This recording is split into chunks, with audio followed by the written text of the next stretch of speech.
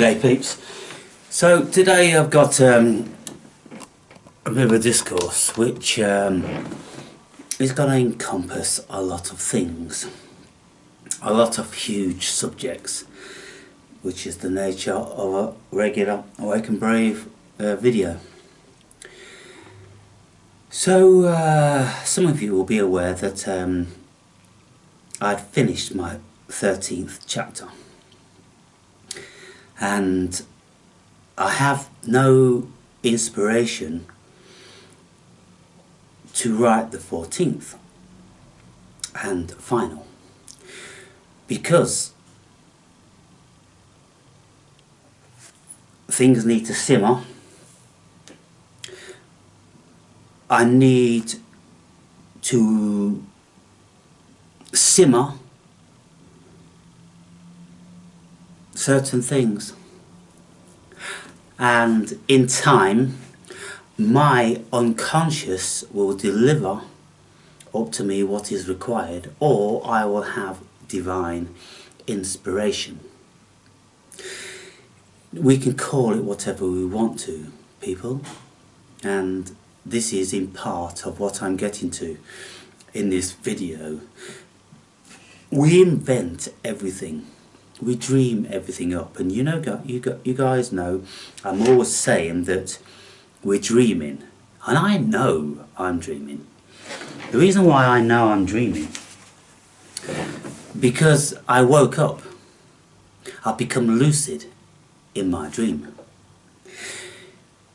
2 nights ago I was having what people would call a nightmare. And it's curious when we look at what that means, a nightmare. A female horse in the night, running around free and wild. Why not a, what do they call them, a male one? What do they call a male horse? A mare, and it's not a steed, is it? What's a male horse? It may come to me. I'm not a horsey person. But why would we, when we are having a dream which is what we would consider to be a negative dream, would we call it, we had a nightmare? We had a female horse. Maybe we had a vision of a female horse. Why a female horse? Why not a male horse? A stallion. A stallion or a steed? What's a steed? My faithful steed. Is that a dependable horse? Can it be male as well as female? And why, when we have a nightmare, don't we have a night stallion? If women had night stallions, then a Freudian psychoanalyst would deem them to be having sexual dreams. Is it the same when we dream of a female horse? Is there some sexual connotation to that? And if there is, why do we feel negatively charged? Why are we anxious and afraid when we encounter the female horse? Maybe I have to look into that, because somewhere in mythology it will be there. But funny how we just mostly don't question these things, what we say, yeah? So when I was having this nightmare, and I know whenever I have a nightmare, if I am not out of sorts within my own consciousness, if I am not in the greatest of tumultuous times, then there is another reason why I have these nightmares. The obvious reason, if I am in a tumultuous, conscious time of my life, then my unconscious is going to be feeding me scenarios and answers to the riddles of why I am in a tempestuous time of my life. But when I am calm, and there's no reason I would be out of sorts and there's no reason why I wouldn't sleep like a baby, which I always do, save for very rare occasions. And when I have these nightmares, the reason is because the covers have slipped off of my body, or I've got the window open too wide and there's a cool chill blowing in, which is bringing my temperature down, maybe only 1 degree. But that is enough to tell my mind that it isn't happy. And I've speculated to close friends of mine in the past that I think probably in my particular instance, the reason why I have those sort of dreams is because when I was a baby, I think maybe at least on one occasion for a long time, I was left without covers on my body, and that was then indelibly embedded in my psyche. Every time that I feel a chill in bed, then I have some sort of a thing that's reminiscent to me being very cold and uncomfortable when I was younger. But what I've come to know and learn how to do in my nightmares is that I know I'm having nightmares, and there is never ever a situation whereby I am in the dream and I spend however long it takes before the nightmare goes away of its own accord. But in an instant I will know that I am having a nightmare, and then I will tell myself to wake up. And on most occasions I can wake up within a second or two. But a couple of nights ago I felt the greatest of resistance to me leaving the dream. Probably because I was, well, evidently if I'm dreaming I must be in rapid eye movement sleep, which is the deepest. But I don't know why, because what it felt like is that I was telling myself, wake up, wake up, wake up, this is bullshit, this is just one of those stupid dreams, wake up buddy. And I'm like, I'm trying, and there's the greatest of tension and maybe heat in my head and frustration, but eventually I managed to pull myself out of it. And then I realised that the window was ajar about this much, and there was indeed a cold breeze blowing through the room. And so I closed the window to a level which still fed the room with air, because I never sleep with the window closed.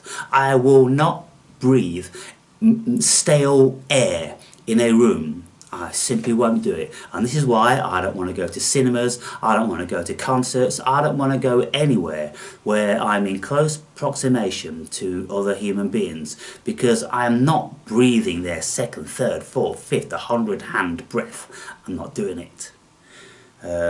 With whatever level of contagion and virus is in these, particles flowing around the air. And so this is why I hardly ever, years and years would go by without me even having a common cold, because I don't go in close proximity with people, and I don't no longer exchange saliva and other bodily fluids with people. And so I have a high level of purity, let's say. Now I'm not engaging with a human being on those horrible levels. The act of it, I look at people kissing and I think that is bordering disgusting, and depending on how clean another person's mouth is, you see some people's tongues and they've got big lines and fissures in them. That's a seriously unhealthy tongue, and you can see the health of a body via the tongue.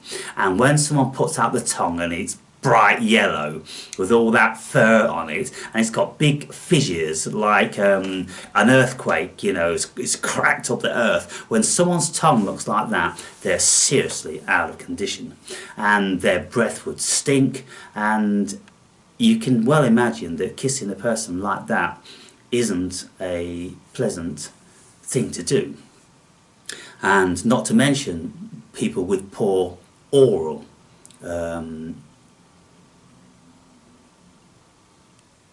or poor oral what? With poor oral something, there's got to be something that goes on the end of that.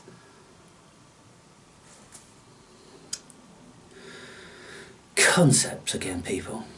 So look, I know I'm meandering, I know I'm going off on a tangent, but this is what I do because things are just so peculiar and preposterous and stupid. But when you look at people kissing, I would go, oh my God, God forbid.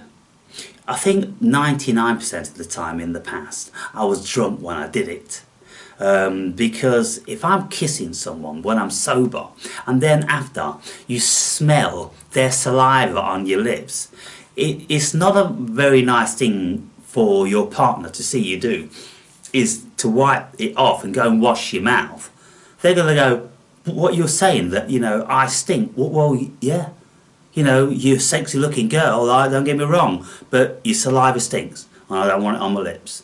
And so if you're kissing someone and you're not in the heat of passion when the stinkiness might be a little bit of a stimuli, but under normal circumstances, if you get someone's saliva on your lips, then it's not a pleasant experience. And so it's been so long since I've done it, I seriously can't ever imagine myself doing it again. Not to mention going down the other end for all of those varying odours that one will encounter. No, thank you. And so, anyway, now there's a little lesson in hygiene for people. Clean your fucking teeth. You know, scrape your fur off your tongue.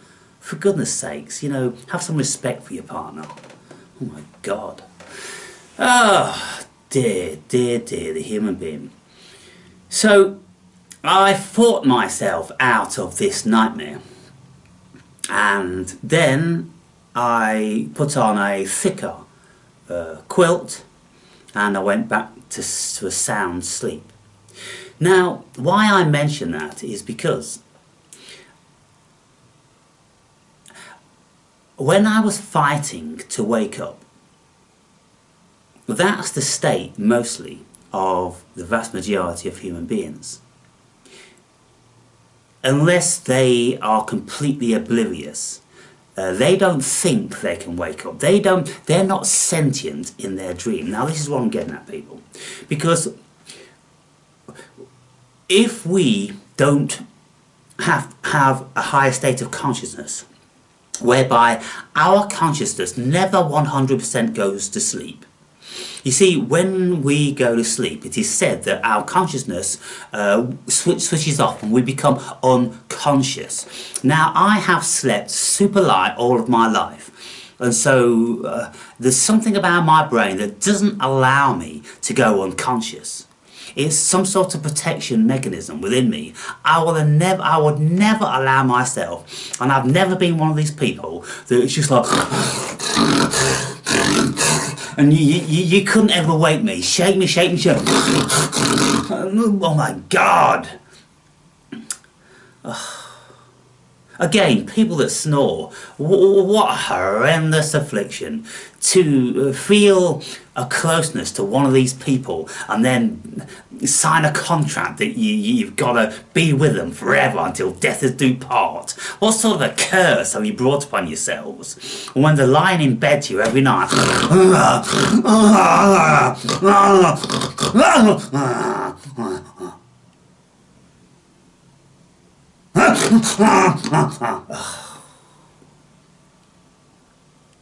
Trust me, people, I've experienced it and more. What a curse. Why would anybody want to put themselves through that every night? And I suppose some of you are saying now, oh, well, I love my partner. Oh, you get used to it in the end. You never get that used to it. It's always there. You just accept it, don't you? You say, oh, well, you know, he's got a good job, you know, he's got a nice house, he's a good dad, and you know, or she, you know, oh, she's got great tits, whatever. You justify it, don't you? You know, you gotta, like, you know, try to overlook the imperfections of a person if you want the benefits of the others. Personally, I don't. I don't need anybody's anything. And so why would I want to put up with any of their nasty, horrible, what do you call them? I can't think of things today. Idiosyncrasies. Why would you want to put up with all this stuff? And how people live, and you know, they use the toothpaste and they don't put the lid on, and then every time it goes dry on the end. So when you come to use it, you got to take off the dry bit and flick it, try and wash it down the plug hole, or flick it into the toilet, and then you put the toothpaste on, but you can't put the cap back on or screw it on because it's all gungy until you clean it. So you clean it, and then the next time you come to pick it up, it's the same. And then you've had a word about this a million times. You know, I'm just hypothesizing here because I've never, you know, had these issues. Because I just wouldn't. It's kind of like, okay, I think the thing to do is, right, when I was married, right, I had a house with 2 bathrooms. That's my bathroom. Don't be fucking in my bathroom, okay? Cool. And I won't be fucking in yours. You do what you want, you know, with all your stuff and all your hair all over the place, and oh my God, everything's spilled and, you know, leaking from bottles. In my bathroom, it looks like an operating centre. Everything has got the top on it, and everything's clean, and everything's in its place. That's how I like my life. So,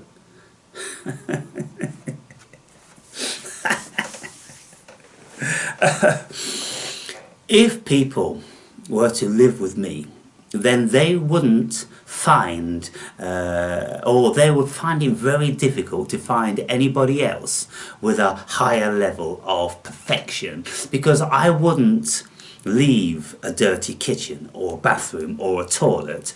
I wouldn't leave clothes or shoes strewn around the floor. I wouldn't leave any of my shit in your space and all that sort of stuff. And so you wouldn't even know you were living with me. Because when you came into the bathroom, it would be exactly like you left it, as long as you left it exactly like I left it. So, what I know about waking up, and you know what I love about my videos? I love the fact that I'm going to drop a bomb on you motherfuckers. In actual fact, I'm going to drop probably a dozen bombs throughout this video. And those who haven't got the patience to listen to my meanderings, they'll fuck off rapido. And this is why. One of the reasons, maybe it's an unconscious reason, I do this. Because you've got to work for the gems. You think you're just getting them on a plate. Do you think, I know you don't, the Awakened Braves, but people falling on my videos, you know, when they're used to everyone being petrified about even pausing or picking their nose. And the thing is, I can do that, and there will never ever be anything on my finger, because there's never anything up my nose. And I could show you now, and I could show you in my ears, and I could show you when I put a cotton bud all the way in, and I'm touching the eardrum, and I'm banging it all around, giving my ear a good itch. I'll bring it out, and it's absolutely squeaky clean. Invariably, hardly, well, never, once in 1,000 times would there be a residue of some wax in there, because I clean my ears out several times a day. And I suppose it's one of those idiosyncrasies, but I have, and I always have since I've been a kid, I get itchy ears, and it's kind of like the ears need itching. And so I used to have a hair grip, and I used to, you know, do that because it's got a round end, so you can't damage your eardrum by that, but you can have a good scratch. But now I have cotton buds. I've got one over there by my desk, and got one in the bathroom, got one at the bedside thing, because every now and again I get itchy ears. Like, oh wow, oh that's ecstasy, that is. And so, you know, teeth, cleaning my teeth, cleaning my ears, cleaning everything. And I've done videos about this, and some of you remember. And, you know, the great importance of having a bidet or something similar. Because anybody that's defecating and not washing after, this is disgusting. It's really disgusting. When you think about the end of the day, it's a pretty disgusting affair, to be fair. And if you ever encountered anybody with that, then let me tell you, it's a passion killer. Oh, and you know, I suppose, you know, there's lots of you that you think, you know, you're thinking of your partner now, it's kind of like, yeah, he or she had a dirty arse the other night, dirty bitch, and you stand for it. And it's kind of like, you know, when people get in bed without having a shower, it's kind of like, are you fucking serious? You're getting in bed next to me without having a shower. And if we should have a roll around in the night, you're stinking. I'd rather read a book. I'm telling you, there's virtue in that, people. In that other stuff, there's no virtue in it. Look at it. There's lust, and there's insecurity, and there's desire, and there's passion, and there's need. All these things are evil. They all pertain to evil. Because just look at what happens to your body. You gotta have it in a frenzy, and you get all in the frenzy until you've got what you wanted, and then you're satiated again until the frenzy builds up. It's vile. And then all of this smelly stuff that you've got to go through to satiate this animal thing. And this is why, you know, in these religions and spiritual ideologies, there's no mention of that shit going on. In Buddhism, there ain't no mention of sharing your personal shit with other people, because it just isn't the thing. And this is one of the reasons why you get monks and you get nuns. They opt out of that evil straight away, because that is a root of evil, all evil, probably. And if you don't engage in it, then you have a much higher level of purity. And your mind and your heart is so free, so much freer than if you have a partner that is going to be causing you issues and, you know, all the nasty, devious stuff that they do. I'm telling you, people, and some of you, you'll well be aware of my encounters in that region. And so yeah, I probably won't do it for the rest of my life, and I haven't done it now, save for just the odd time here and there, less than a handful in 15 years, and every time it's kind of like, no. So anyway, this isn't what this video is going to be about.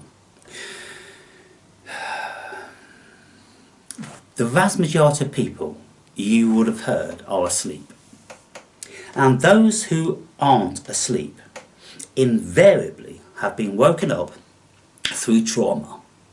Now, when you have a traumatic event in your life, it shakes you to your core, and it's kind of like it presents to you a make or break. Many occasions people are thinking along the lines of ending their lives because they are in such a hellhole. But fortunately, lots of people don't do that, and they come out of it. And they come out of it when they've hit rock bottom. We somehow need to go to rock bottom, because it isn't anything like as satiating or as rewarding if you only go halfway down, a quarter of the way down, 3/4 of the way down, because the lessons aren't there to be learned. You've got to go down to the bottom. You've got to go down to the seat of hell before you can rise back up again. Like the phoenix, you raise up from the dead. And when you've been to rock bottom, you know what hell is. And then that's when you make a conscious effort and decision to head towards the light and get the fuck away from that. You know how to get there, and so you can avoid all the pitfalls what took you there originally. So it's a wonderful experience, and I would recommend it to anybody and everybody. But the vast majority of people in this day and age, they don't have that privilege, and so they remain asleep. Now, when we are sleeping in our beds at night, if we are within a nightmare, then unless you are of a higher state of consciousness and can do what I've just been speaking about, then you will live out that nightmare.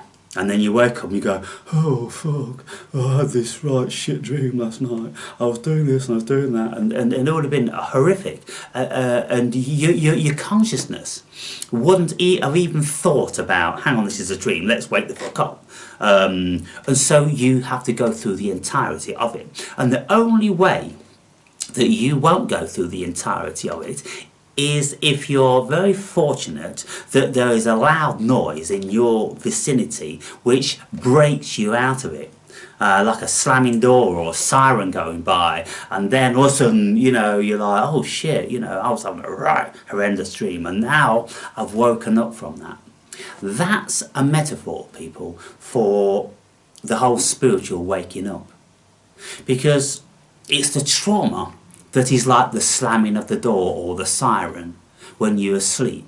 The trauma wakes us up in our so-called somnambulism, our sleepwalking through life. All of a sudden we realise we're sleepwalking. We realise we're dreaming, and albeit we can't get out of the dream, we wake up into an incessant lucid dream. And the only way out of it, maybe, is death, and I'm not even sure about that. But when we become lucid in our dreams, we wake up, then we can see that we are dreaming. And so this is what I'm speaking about. This is why I'm always saying, it's all a dream, people. And I woke up some 12 years ago, and now I look around me and I just go, oh, it's so ridiculous. It's a beautiful thing, life. It's a beautiful dream. And what God has done, and I'm going to be speaking to you as if I'm God, we're God, consciousness is God, and it's dreaming itself. And so, when you look at it on the bigger picture, it's a beautiful thing. God breaking himself down into gazillions of shards, dreaming about a cosmos and about life and about mountains and rivers and trees and rainbows and rockets and space travel and all this sort of stuff. Can you imagine?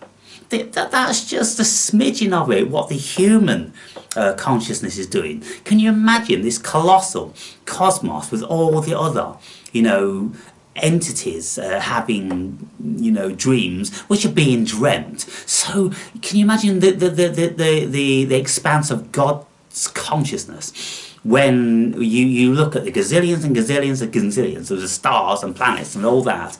Well, they've all got something like us in their constellations. And so as soon as you realise that you are dreaming, you look around and you notice everyone who is in a state of somnambulism.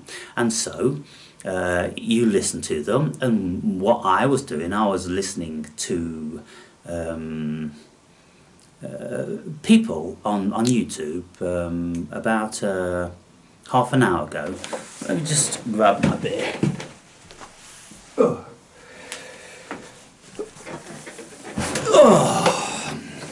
Some of you see me with a beer in my hand, and I'm always promoting it, aren't I? Because I've got shares in the company, by the way, and I get like about £450 a week for making one video, so that's what I do.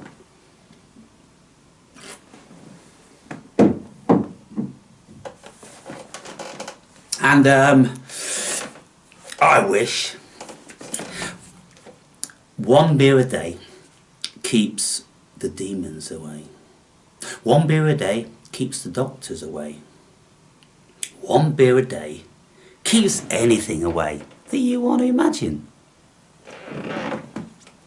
One beer a day keeps mental stagnation away.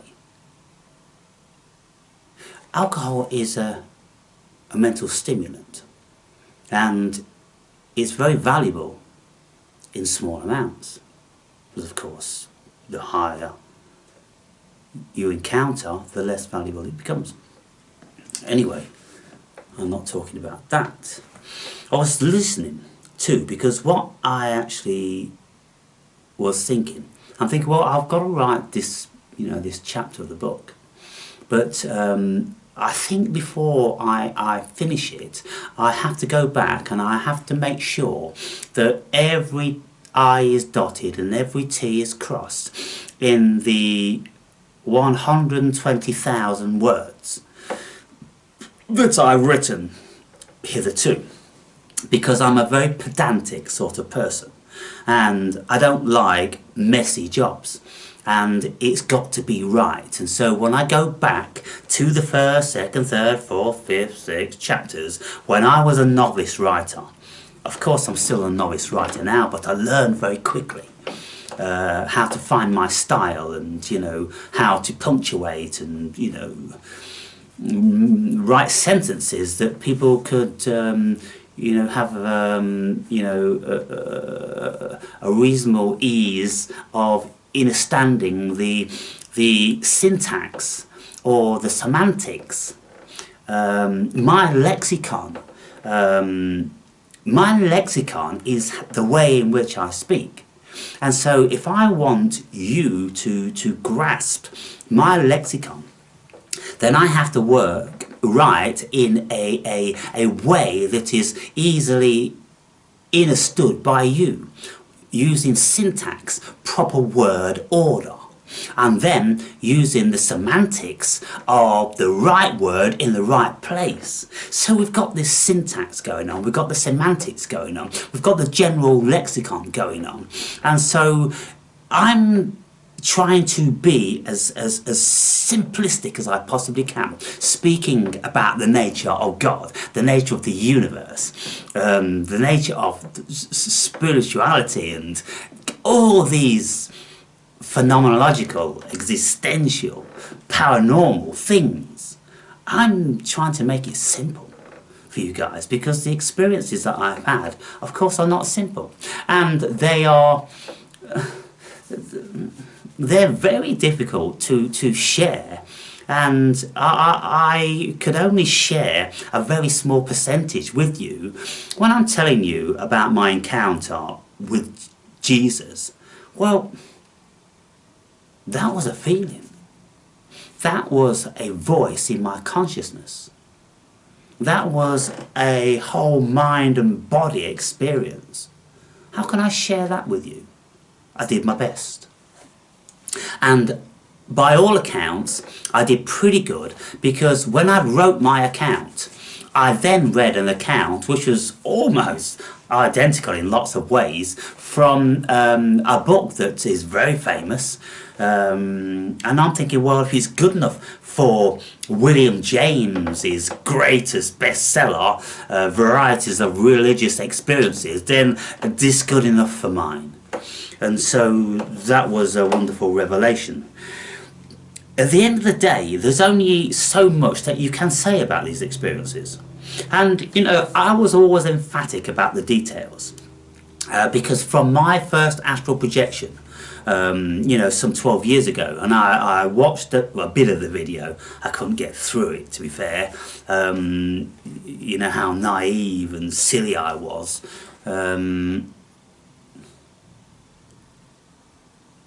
The way I delivered the video is kind of like, hi guys,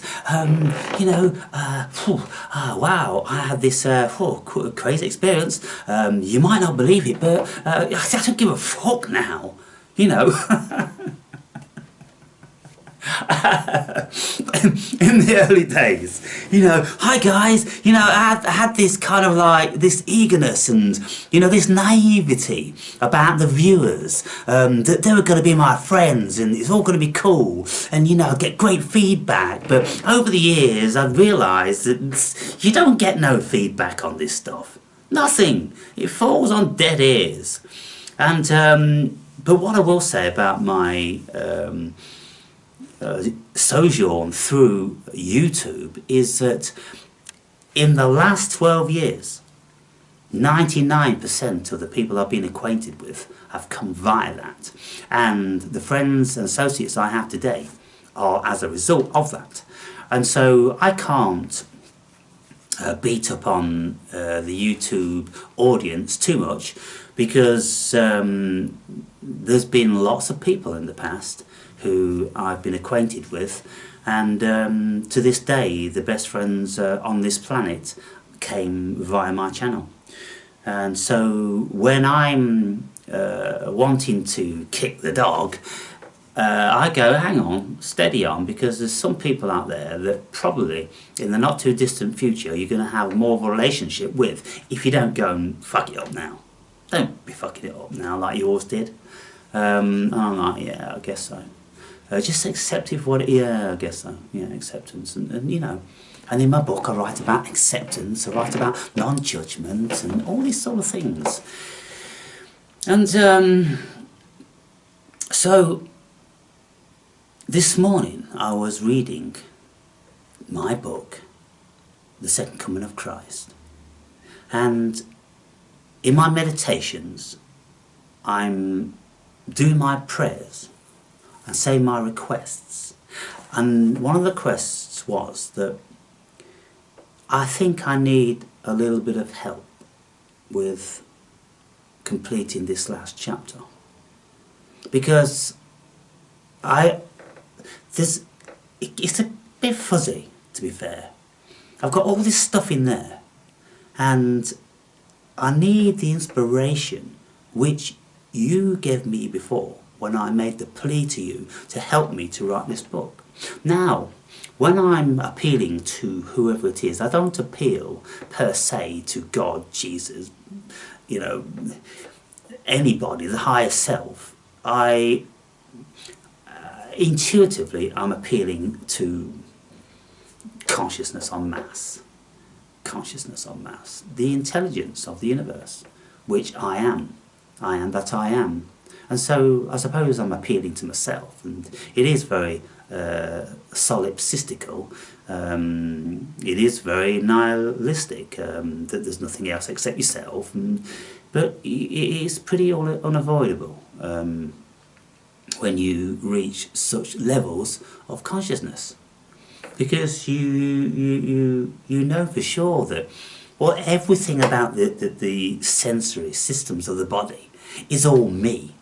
And so if I see the Empire State Building, if I stand on the Eiffel Tower, if I do all these things and I'm thinking, oh, this is the Eiffel Tower and it's out here, it's in Paris. No, it's not.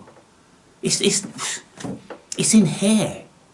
You think it's in Paris, you think it's in a city, you think it's in different countries and continents, because that's what you've been told. It's just one semantic piled on top of another. But these things, if you took the name Paris away, where would the Eiffel Tower be? Oh, it would be in France. If you took France away, where would the Eiffel Tower be? Well, it would be in Europe. If you took Europe away, where would the Eiffel Tower be? In the Northern Hemisphere. Took the Northern Hemisphere away, where would the Eiffel Tower be? In a country. Take country away, where would the Eiffel Tower be? In a city.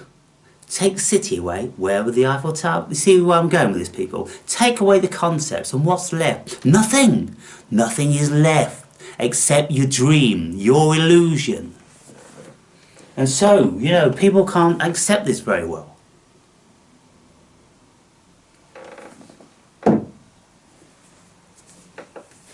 Unless, of course, they have experienced it.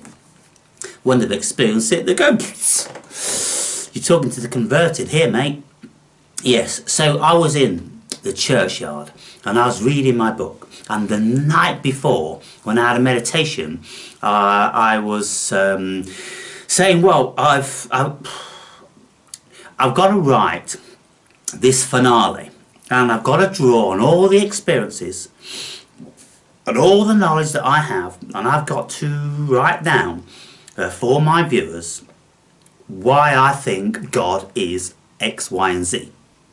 And to do that, I wrote down a little bit of a list. And I have to explain, again, to summarise and to conclude, because I've gone through lots of this stuff in the chapters, that it's absolutely imperative that we have a still mind. Otherwise, we will never know God.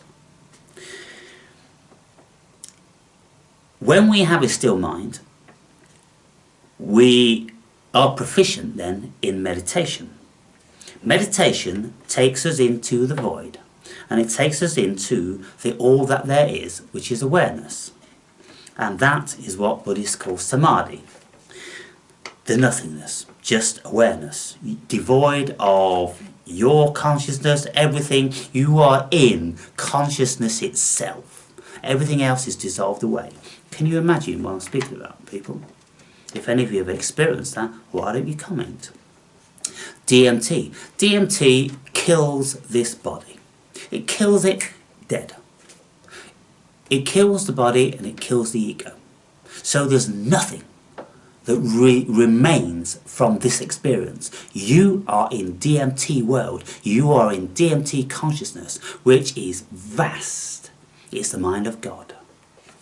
And so I've been there, you see, on lots of occasions. When I was observing the clouds, all of a sudden the world goes still. The ego dissipates, and I look.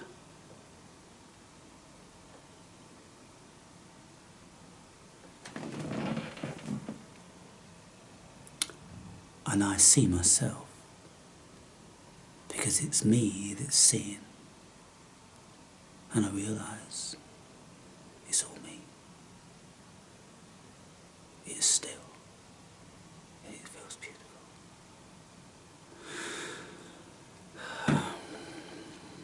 And there's no silly little pesky ego. I've slipped into the mind of God.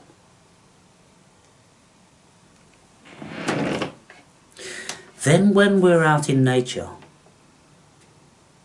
where we see these Jewish Kabbalistic sparks, whereby when you become awoken, when consciousness en masse knows that you are worthy, it will then give you.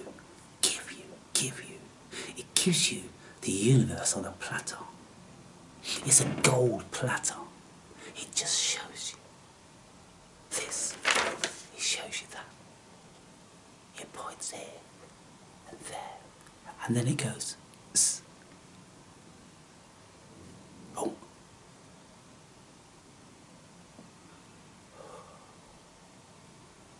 Yeah.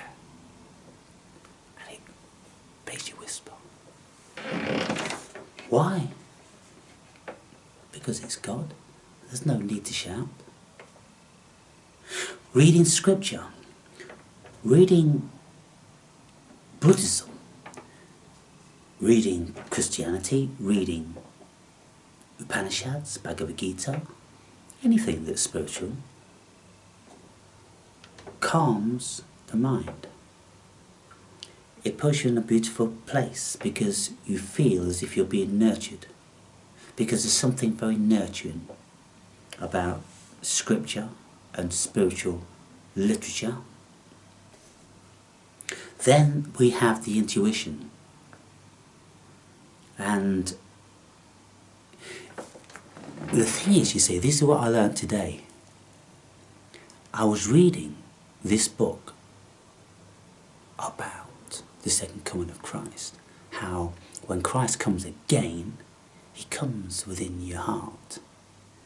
Yeah? And so he's going to come potentially to everybody at any time. And this is why it says in the Bible that you always must be on the watch, because if you're not on the watch, you won't recognise it when it comes. And so being on the watch means that you have to have a very still mind, and you have to have great powers of meditation. Because when it comes, when it shows you these sparks, they're very subtle. And if you're too busy and your head's too full with shit, you'll never see them. In this book, as it would happen, as it always happens, I made a plea to my higher self, and I said,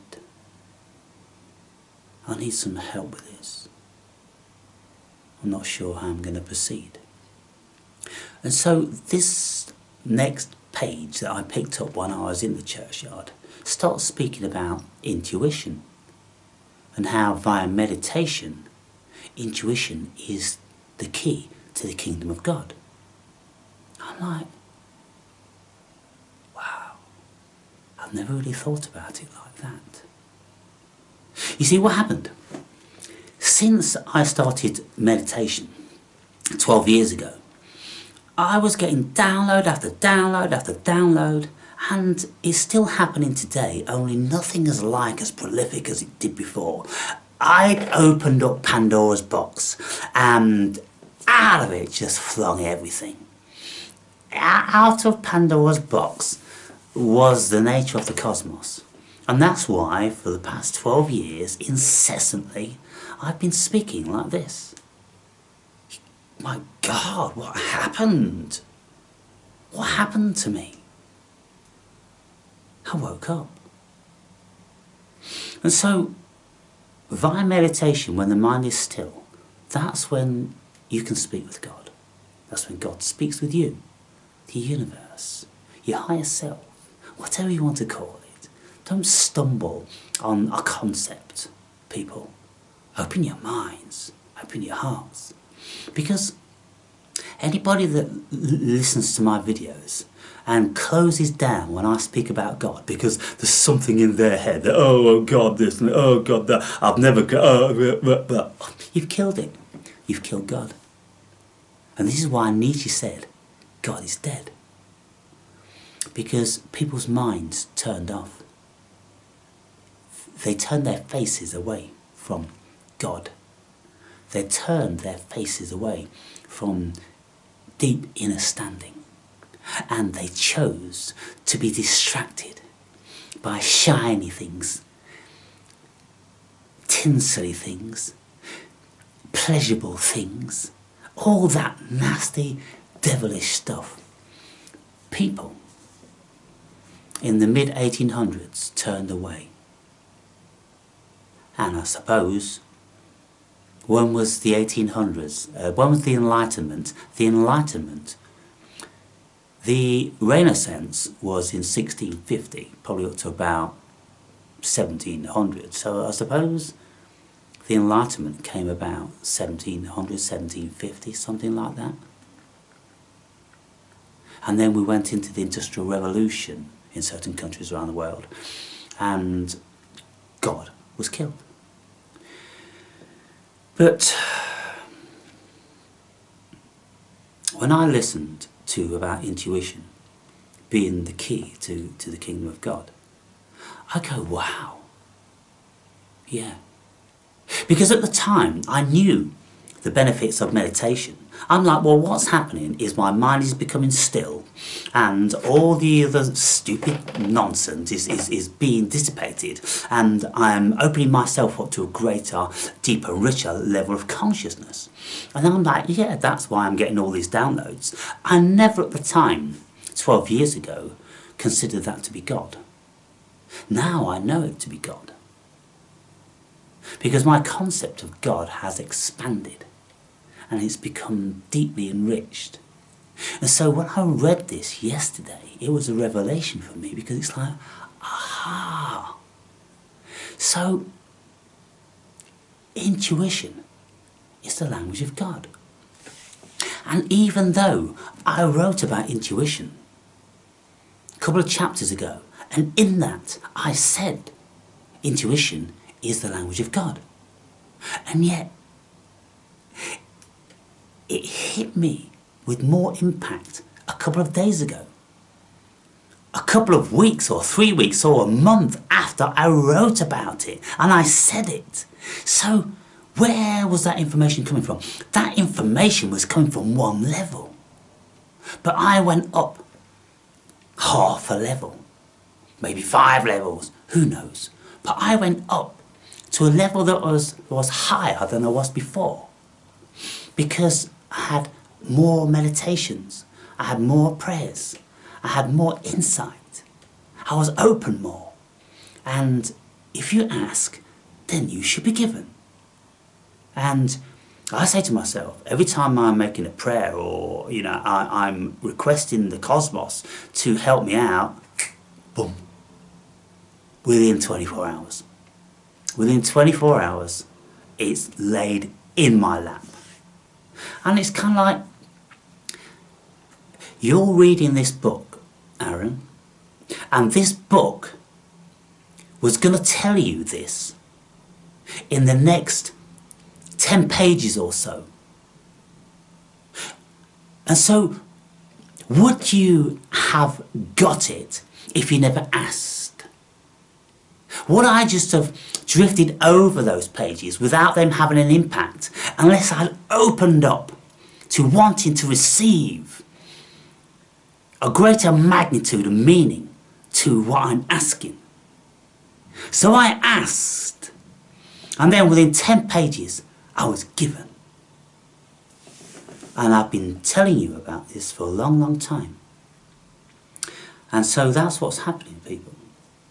Now, with all that being said, intuition is God's language. God speaks to us via our intuition. God doesn't speak to us via our cognition, because our cognition comes from the material, the so-called material, which is our brains and our everyday stuff. The intuition is said to come from the heart, or it comes from the cosmos. Nobody knows what intuition is. Nobody knows what anything is. But so I put in, let me watch some videos about religious intuition. Let me see what they're saying, see if it marries up with what I'm saying and what my experience is. So I start listening to Sam Harris, decrying religion. Oh, it's a load of rubbish, and we don't need this and we don't need that, and it just takes us back to the dark ages, and we've got to trust in science, and all right, Sam. Next one was Carl Sagan. Yeah, Carl Sagan is like, science is the way, because out of science we know this and we know that. Religion, that just stifles us into fantasies. And I went, hang on. You just said that religion basically is born out of fantasy. Right. Well, what are you doing when you gaze up at the stars and you wanted to know what's out there? I wonder what's out there. You see, what Carl Sagan's story was, when he was about 4 years old, lying in bed in the evening time, he was looking up out of his window into the stars, and his mind started to go, what are they?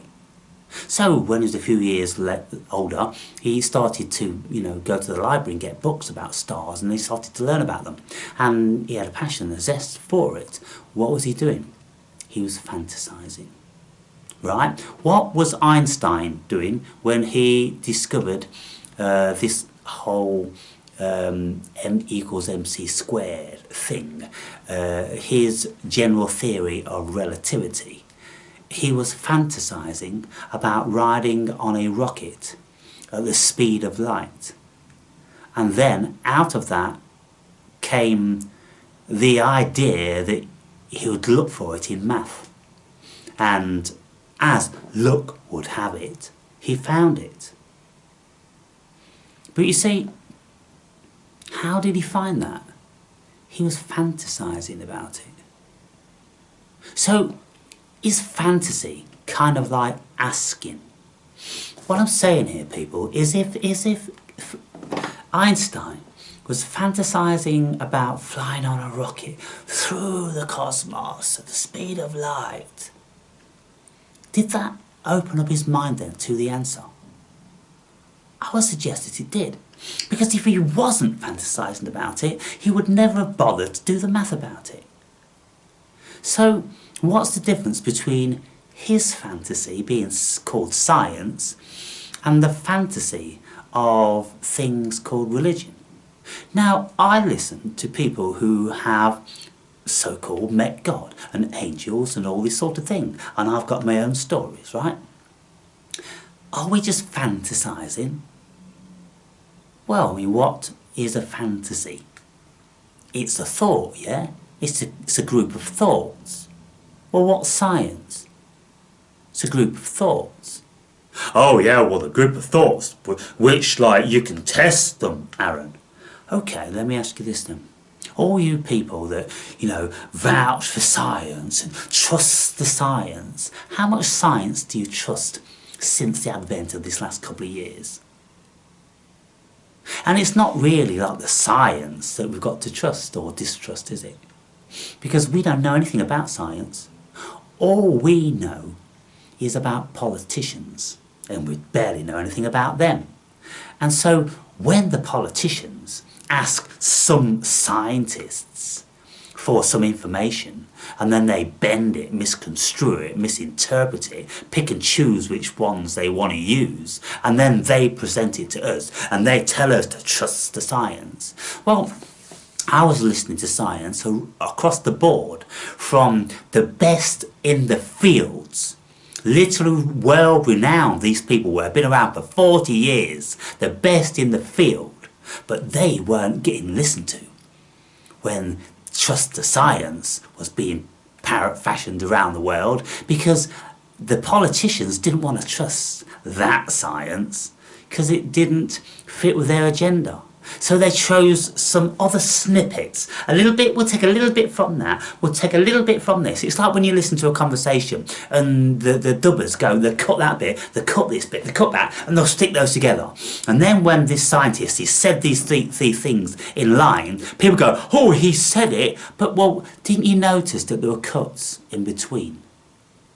And this is why I'm saying that if you listen, if you give time of day to anybody that cuts their videos when they're just sitting in front of you speaking. Obviously, if they're doing different stuff, then they've got to cut the videos. But if they're cutting their videos every second or every 2 seconds when they're saying something, and they're sticking it all together, and they're cut, and all they've got left is like a group of words which they end up mackling together, and it barely makes any sense. If you're giving that time of day, then you're fools.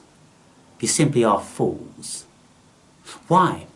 Because you're not listening to a human being. You're listening to a digital interpretation of a human being. You're listening to a vastly manipulated collection of human words. You may as well just be playing Scrabble, because that's all these people who are doing that are making these videos. In actual fact, I said to a friend of mine,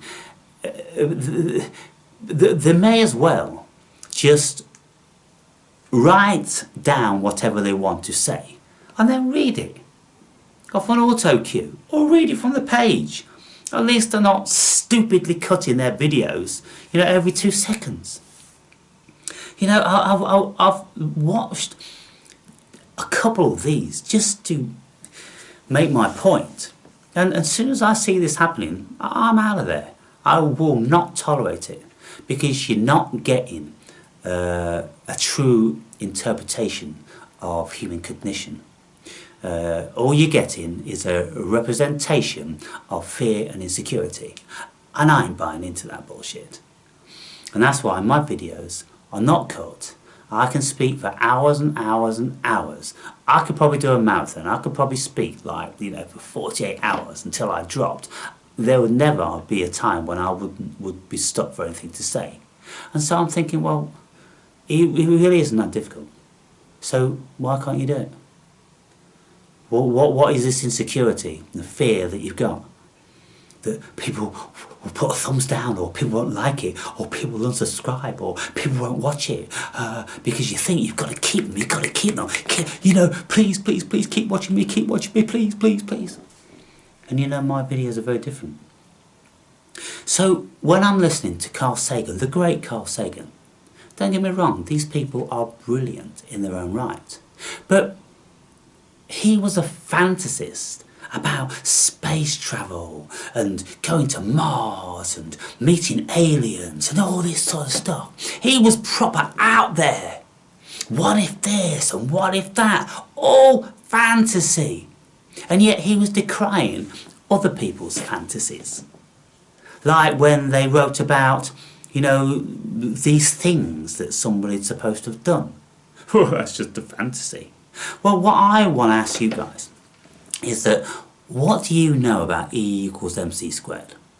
What do you know about travelling at the speed of light? What do you know about Einstein's theory of relativity and general theory of relativity? What do you know about Newtonian gravity? What do you know about Hawking's event horizons? What do you know about any of these things? And if you are well read on all these subjects, then you go, I know this and I know that. And I would ask you, how do you know that? Because I've read it from these books. Aha.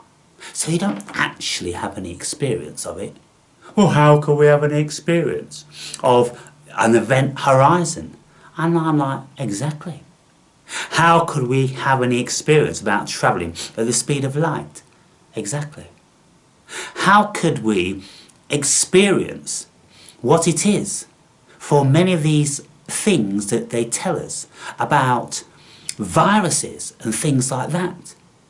They show us these things, and then I've listened to specialists saying that isn't how it works. That is completely not how it works. They're bamboozling you with representation and symbolisms and this, that and the other. For 120 years now, they've been telling us about atoms and molecules and you know, quasars and quarks and all this, and they've been drawing diagrams. And you've got one ball with a rod sticking in it. You've got other balls, and then you've got like balls with other balls flying around it. Now scientists are coming clean about it, and they're going, well, that's just ridiculous. It isn't like that at all. What it actually is more like, is kind of like, look, when you look at the ocean and you see a wave rising, well, that's kind of like an atom, or what we call a molecule or something. Outside of the ocean, they don't exist. They are just expressions of the ocean. So you're telling me that there's no balls and there's no rods and there's no like mini universe? Yeah, no, none of that. It's just like illustration. None of that is true. Well, why did you tell us that? Well, because these things are so difficult to grasp for the specialists themselves, let alone the layperson. So we have to, like, you know, show them with kiddie building blocks, you know, some sort of an idea how it is. And so it's kind of like, well, have we ever seen any atoms? No. Do we know that atoms exist? Oh yes, but how? How? Can you tell me how? Oh, because, you know, Newton and Einstein and so-and-so said so, Planck said so, and all this. Oh, so one person said it. And then what happened? One person said this stuff and then wrote something, and then millions of people copied. What if that one person was wrong? Like invariably, people have been wrong, and then all of a sudden when they're found to be wrong, oh, by the way, that person was wrong. That isn't how it is. That wasn't never how it was. This is how it is. And I'm like, well, who's to say that you've got it wrong now? Because you got it so many times wrong in the past. What I'm saying here is, people, that we, as individuals, for instance, nobody, save a very, very few people, percentage-wise on the planet, knew what Einstein was speaking about when he did his general theory of relativity. And getting their heads around, they're travelling at the speed of light. How could you even get your head around travelling at the speed of light? which is, you know, stupid gazillions a second, as we all know. Or supposedly we've been told that we know. I don't accept it. I just go, it's just numbers, it's just nonsense, it's just semantics, it's all about rubbish. And why I know it's rubbish is because I've experienced the reality. And the reality is it's nothing. There's nothing here except imagination, except consciousness. And the beautiful thing about that is that we can get verification of that, because all we've got to do is read Buddhist or Hindu scripture. People were writing stuff 3,000–4,000 years ago, and then we can listen to what they wrote down. It's kind of like, well, that's pretty well, you know, what you know, some of the scientists are saying now about, you know, how the universe works and this, that, and the other. Only they're using all sorts of different, you know, iconography and building blocks and illustrations and this, that, and the other. It's all illustrations. Jesus spoke about illustrations. Einstein spoke about illustrations. Modern day physicists and you know, people, they speak of illustrations, and then in time they all change and they all become overrode, and then we go, well, so I think what I'll do is, when anybody wants to show me an illustration about how things work, I think I'll wait for the next one. And then when that one comes, I'll wait for the next one. Because for sure, we're going to keep getting illustration on top of illustration on top of illustration. So what I'm saying here is, people, everything that we've been told because somebody once found it to be true and everyone else jumped on the bandwagon, well, 90% of those people, if not 100%, have been proven to be wrong. And for the few that haven't been proven to be wrong as yet, well, give it more time. Just give it more time. And, you know, there's already talk now that one day we're going to discover that this is a simulation. And then, you know, well, what's the world going to be saying about all the stupid stuff that, you know... You see, even now with the quantum physicists, they laugh at the Newtonian physics, because there is no Newtonian physics. You know, when quantum physics are telling you that there is no matter, there is no gravity, they're all just illusions, they're all just concepts born out of human consciousness. There's nothing here except a vibrating energy form. And yet, everybody, the whole world, still carries on as normal. How is it that they're carrying on as normal when brilliant brains are telling them that there's nothing here, it's all Maya? Hang on, didn't the Hindus tell us that it's all Maya thousands of years ago? Yes. Did anyone believe them? Not in the Western world, but they did believe them in the East, and they've been living accordingly. Much better lives. And so now, you know, 2,000, 3,000 years later, Max Planck and his boys said to the world, yeah, the world's Maya. It is in actual fact all an illusion. And yet we go... Anyway, so what are you doing tonight? Are you going down the Pooza? Or, hey, how's that, you know, that experiment coming on with those quarks and quavers and, you know, all those gluons and neutrinos and all that sort of stuff? You getting it all written down? Yeah, great, okay, talk to you about that later. Just more fantasy, people. It's fantasy upon fantasy upon fantasy. And the thing is now, look, this is the crux of this video.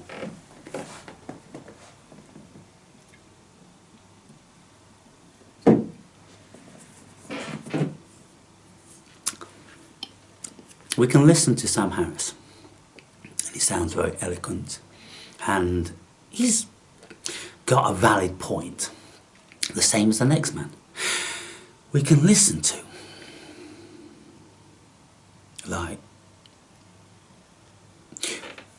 I won't mention people of the bygone days, because we can't listen to those anymore. Maybe there's a few video out there, but if we listen to modern day Buddhist, or if we listen to scientists and all different trains of thought, well, there is lots of these trains of thought which have a great problem with the next train of thought. For instance, Newtonian physics doesn't marry up with quantum physics, and so every single physicist that's had anything to do with these, they go, well, the point is, Newtonian physics seem to work very well in isolation. Quantum physics seem to work very well in isolation, but when we look at them individually, their math is completely different and it's incompatible. We can't marry up the two. What on earth is going on? Why is it that we can't marry up both of these theories, which absolutely, we do the math and it's calculated and it's absolutely correct every single time, individually, but when we try to bring these together, we can't marry them up because they're not conducive to each other. They're like two south poles on a battery. They absolutely will not be married up with one another. And that is, you know, a huge problem. Another huge problem is the hard problem of consciousness. They don't know what consciousness is. Then, when you look at, let's just say, you know, how is it that we see light and we see colours and all this sort of stuff, when our visual cortex is deep in the back of our skulls. This is the part that's computing all the electric impulses, and yet we think we see with our eyes. It's Maya, it's illusion. We do not see with our eyes. It's all created out of our consciousness. It's illusion, people. Then, when we look at Newtonian gravity, people go, well, I mean, there's no such thing as Newtonian gravity as he said it. He was completely wrong, because what he was saying is that a big object will attract a smaller object and it will draw it in closer to it and have power over it. Now they're saying that doesn't work like that at all. No. And Einstein, in his general theory of relativity, he drew space-time, didn't he? And you see he drew this net and how space-time curves. And so if you've got a net which is curved like that, and then you've got a planet sitting in it, hovering in it, with the space-time being bent around it, because there's some sort of repulsion that doesn't allow it, you know, to touch somehow. This is why light bends around things and space bends. Really? So space is a bender. Space is a queer. What is space? It's certainly very queer. What's gravity? Yeah, that's queer too. What's vision? That's queer. What's consciousness? Super queer. Screaming queer. Consciousness is. So all of these concepts then that we've got bounding around, when we look deep into what they are, they all disappear. Yeah, that's the thing. So isn't that kind of like a simulation then? Yeah, very much like a simulation. What, like a dream? Yeah, it's like a dream. Well, isn't this what the Mayans, not the Mayans, the Hindus have been saying for, 2,000-3,000 years? Yeah, they were saying it then. So why don't we just accept what they said then now? Because it seems to be that we can't contradict that. Well, because we can't generate any money by doing that. So we need all these illusions to perpetuate people's illusions, because if we tell them that you're not really here and it's all a dream, then people probably, I don't know, they get scared about that. Maybe they want to be killing themselves right left and centre. So we just perpetuate the illusion for them. So what you're telling me is all you scientists and all you people that have power on the world, some of you know that it's illusion, but you just keep telling the people that, it's true.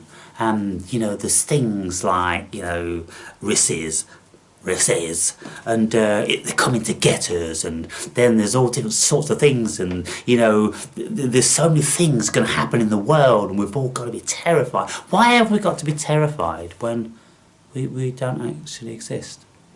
When there's no actual physical form?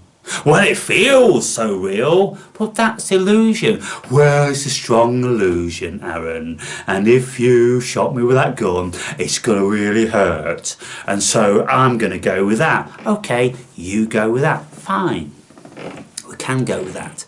And of course we have to go with that to certain degrees, but we don't have to sell our souls to it, people. That's what I'm saying, because now I know, because I've seen the other side. I've seen the Maya side of it. I've seen the illusion side of it. I've felt it. I've lived it. I was it. I've been there. I know I am it.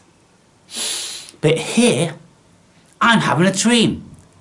Seemingly the same as all of you, who I don't know that you really exist or not. You could just be a projection from my projector, like everything else is. There's nothing out there which is green and orange and red.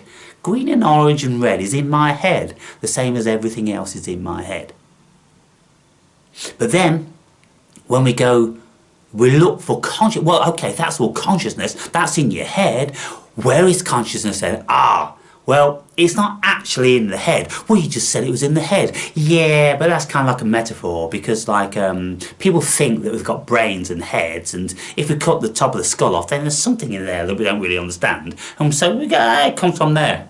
How does it come from there? Well, we don't know. There's something that goes on. It's just a byproduct, really, of that matter. Really. And is that all you know about it? Having, been around for all this time. We don't know, no, I don't know anything about that.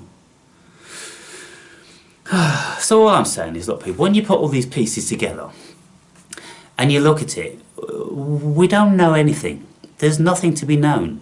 We are in a dream, it's all Maya, and so this is why there is no right and wrong. What is right and wrong? Oh, well, it's wrong if you kill somebody. Well, only if you believe in the illusion of physical form. If you speak to a quantum physicist, they're going to tell you there's no physical form. There's nothing to kill. There really isn't. There's no blood, there's no flesh, there's no blood, there's no pain. There's nothing. There can't be. Look, we've done this experiment billions of times. It tells us there's nothing here. There's no such thing as matter. It's all illusion.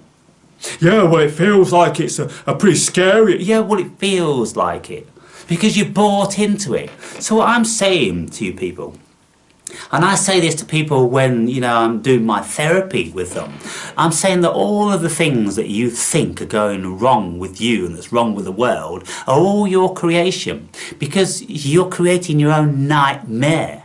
Why don't you create your own beautiful dream?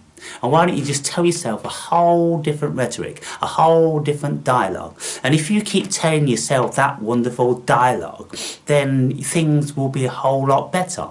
And this is why people like Dawkins and Harris and all the rest of the atheists, when they're poo-pooing religion, religion's a load of rubbish, religion, is science. Well, hang on. Does science make people feel good? In what way? No, it doesn't. Does religion make them feel good? Yes. How? Well, because they believe in this beautiful place and this wonderful loving person like Jesus and God. So what do you want to do? You want to destroy that? Yes. Why? Because we don't believe it. Well, they don't believe your stuff either. They don't believe you when you talk about atoms flying around each other, when you talk about gravity, and when you talk about, things going at the speed of light and all the rest of the stuff that you can't ever prove to any of us, and yet you want us to believe it. Or don't you think that that's blind faith? Don't you think you're asking us to have blind faith in you? So what's the difference between me having blind faith in people that wrote the Bible, or me now having blind faith in people that write the science, the politicians that tell us about it? What's the difference? Me, I don't know. I've never flown on a beam of light at the speed of light.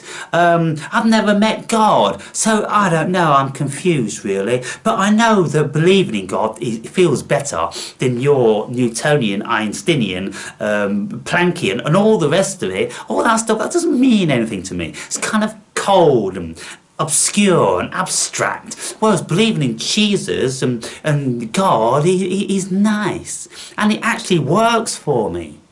Well, if that illusion works for people, then surely that's a good thing, isn't it? I mean, look, I'm not a stupid guy. I think most of you will agree that, and there's lots of you that are not too stupid either.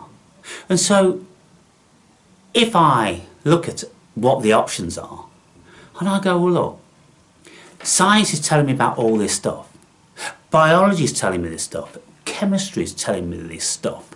I don't know anything about any of those things, and if I want to find out about it, I have to listen to other people telling me how it is.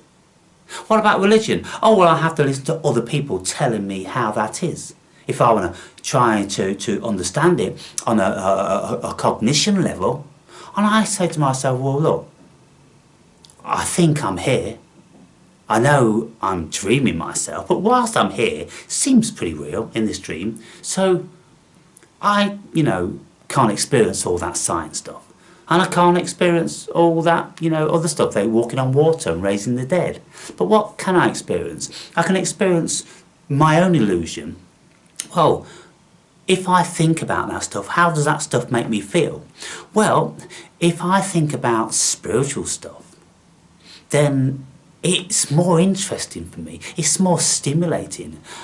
I don't know why, but deep down I seem to have a kinship with that. But I don't have any kinship with atoms and electricity and gravity and all that. I don't have a kinship to it at all. And so why don't I have a kinship with that stuff? Well, because that stuff, it turns out, is illusion. So you don't believe in that illusory stuff? No. You believe in the illusion, yes. So when they talk about illusory things, it makes much more sense to you, yes. Talk about God and angels and all these sort of things, it makes much more sense because I've spoken to God, I've spoken to Jesus, and I've been to hell, and I've had angels come to visit me.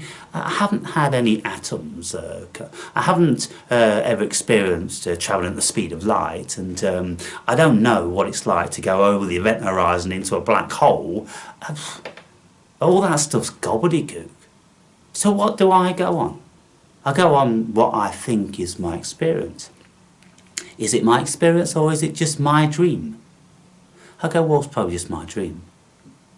And so when I look at Hawkins, Dawkins, when I look at Harris, when I look at Sagan, all these people, they're all playing out their dream, and they believe their dream. You see, not a single one of those has woken up. Because if they had woken up, then they wouldn't be able to speak so assertively about their theories and what they consider is true and real, and how Harris is always banging on about science. What do you know about these things other than what you read? It's a bit like reading a newspaper, to be fair, isn't it? From certain media companies. Do we believe everything? No. Would we be wise not to believe a single thing? Yes.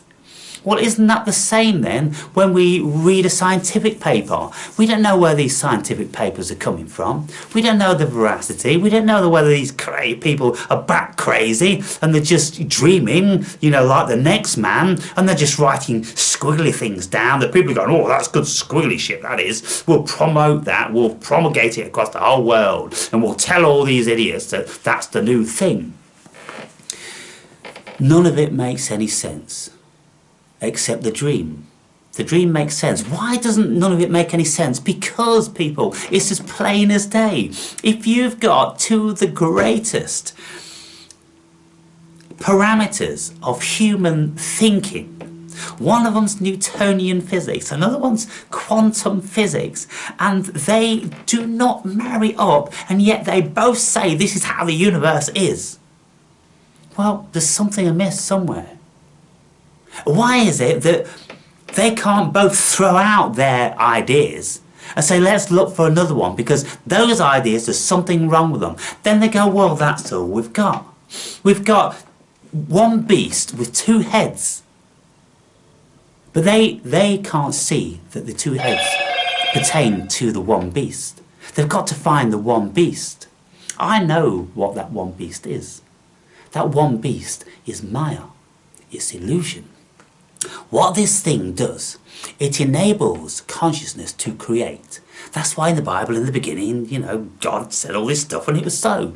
What's the human being done? In the beginning, human beings thought, wouldn't it be a bit more comfortable to have something, to recline on, sit on, something soft and luxurious. And look how we've made modifications over the years when we've thought about more stuff. Because in the early days, we just had a tree stump. And then we think to ourselves, wouldn't it be nice to have a tree stump with a back so I wouldn't get naked? So then they get a tree stump with a back, and then somebody starts to carve out a tree stump with a back, and then another person manages to tie some twigs and sticks together to do the same sort of thing. And then eventually you get something like this with some foam and some steel and some plastic and all that. Well, what is here? An idea. That's all that's here. An idea. Because when we go down looking for what it is, we end up in the abyss. We end up in Maya. We end up in the illusion, because there's nothing that constitutes these things except concepts.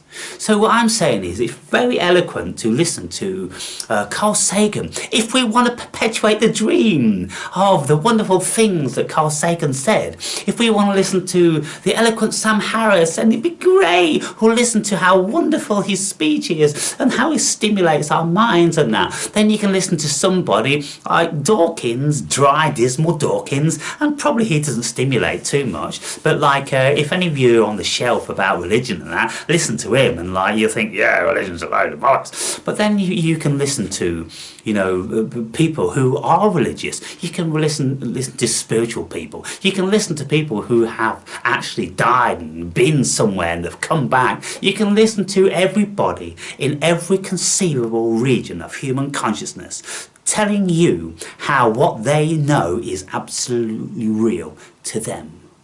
Now, travelling at the speed of light was probably very real to Einstein. It means nothing to me. Gravity for Newton, when an apple supposedly fell on his head, it seemed pretty real to him. But he was having the dream just the same as Einstein was. And so, all of these facets of what's going on in this dimension, when we look at it as Maya, when we look at it as a dream, when we look at it as a simulacrum, when we look at it as, you know, just consciousness, you know, playing with itself, it makes a whole lot more sense. Because when we discover that it's all Maya, and there is no atoms and quarks and quavers and all that, there's just people pretending that there are. And then when you listen to them all speaking so eloquently and so profoundly and so sincerely and so believable when you listen to one, but then when you listen to other, they sound believable also, but they're saying completely the different thing. Then you listen to another and another and another and another. And then you start to ask, well, where are these people getting all their information from? Oh, they're getting it from so-and-so. Or you go back to so-and-so and you go, where do you get your information from? And they go, oh, God, from this so-and-so. He's dead now, but he's wrote some books. And then you ask the others and you go, well, have you ever got any first-hand experience of all these things you're speaking about? Well, no, but we know it because we've studied and we've got PhDs. So you don't really know anything. You just looked at words, text in a book, and now you think you know, right? I think that's where we are, isn't it, people? People thinking that they know. I mean, then you can say, well, there is something which is a little bit like gravity, because if I jump off this building, then I'm going to fall down. So that's science, and so, well, yeah, but there's a lot of science that you can't do that with. You can't fly, like Einstein did, on a rocket at the speed of light. So just because you can prove one thing in science, you can't copy and paste that across everything else. What about atoms? Can you find atoms? Can you see them? Can you taste them? No, you can't. So why do you believe in them? Because somebody told you. And that's it, isn't it? All we do is believe in what certain people tell us. But, you know, when we are now looking at a very nefarious world government, and they are manipulating our minds, and they're taking away our freedom of speech, and anything we say, if we say, I don't believe that, that's nonsense as far as I'm concerned, then they'll take our platform down and they'll zip it up. They'll probably come round one day, put us in a straitjacket and stitch this up for our audacity to question and go against what they're saying. It's getting very George Orwellian, 1984-ish, if you ask me. And then you say to yourself, well, why does it need to be like that if there is truth in this world? Because there isn't truth. There's only illusion of truth. Because if there was truth, then we'd all, you know, see the truth, wouldn't we? But these people, they're all puppeteers, and they're all, you know, can you say, they're all like, you know, doing things like this, shadows on the wall, like in Plato's cave, and people are watching the shadows on the wall thinking that it's something, when all it is, it's someone doing this. You know, So, very, very profoundly now am I firmly seated in the illusion. I'm firmly seated in Maya, because that is my experience. I can't experience the vast majority of stuff they tell me. I only want to go on what I can experience. And I know that if I think about something long enough, then it does in actual fact become my reality. Aha! So if you tell all them something long enough about atoms and neutrinos and quarks, then they'll believe that. Exactly. Isn't it best to have your own mind and do your own study and read stuff from all different sorts of walks of life, and then, you know, experience a lot of things around the world, study your dreams and do some meditation and get inspired and tap into the universal yes, it's much better to do that, because then you'll see, just like they did 2,000-3,000 years ago, it's all Maya. So people, that's where I am, and it's a beautiful Maya. As far as I'm concerned, my life's been bliss. I've had ups and downs, but we like ups and downs, don't we? That's why we create fairs and things like that. We like being terrified sometimes, and so we get terrified, and then, you know, we come back to homeostasis, and we enjoy the homeostasis a lot more then, otherwise we'd take it for granted.